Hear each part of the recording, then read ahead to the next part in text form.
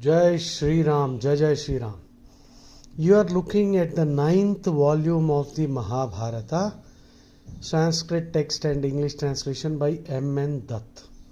Okay, now in this, the 9th volume, which is the last volume in a set of 9 volumes, the entire Mahabharata, 1 lakh shlokas, Harivamsam is not there.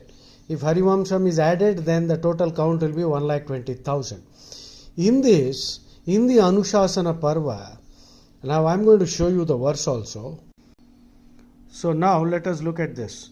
This is the 114th chapter and the verse number is 11 and 12. Yudhishthira asked Bhishmacharya, what should a man do if he has committed acts amounting to injury to any being, let alone human, which means killing animals and eating meat. Now Bhishmacharya said something very awesome.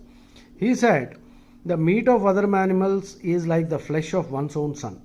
If you are eating an animal's flesh, chicken or mutton, it is similar to eating the flesh of your own son. That foolish person, stupefied by foolishness, who eats meat is considered as the vilest of human beings. And then Bhishmacharya says, just as the union of father and mother produces children, similarly the cruelty that a helpless and sinful wretch commits produces progeny of repeated births fraught with great misery. అంటే మాంసము తింటే నీ కొడుకు మాంసం తిన్నంత పైగా తల్లిదండ్రి కలిస్తే పిల్లలు ఎలా పుడతారో అలాగే మాంసం తినడం వలన నీకు అనేక జన్మలు బాధాకరమైన దరిద్రపు జన్మలు పుడతాయని చెప్తున్నాడు. ఇది ఆ గరికపాటి గారికి చూపించండి.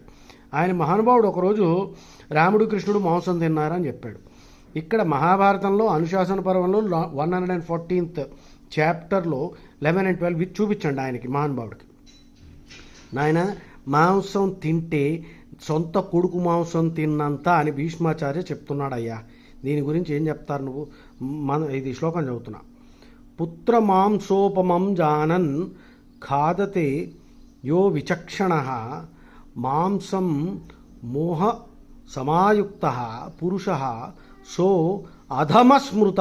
అంతటి అధముడు ఇంకోటి లేడు. ఆయనకి చూపించండి గరికపాటి గారికి. మాంసం ఇలాగ నోటికి పారేసుకోకూడదు, పేరుంది కదా అని చెప్పేసి తప్పుడు మాటలు ప్రచారం చేయకూడదు. ఆయన ఎప్పుడైనా క్షమాపణ చెప్తాడో చూద్దాం. జై శ్రీరామ్.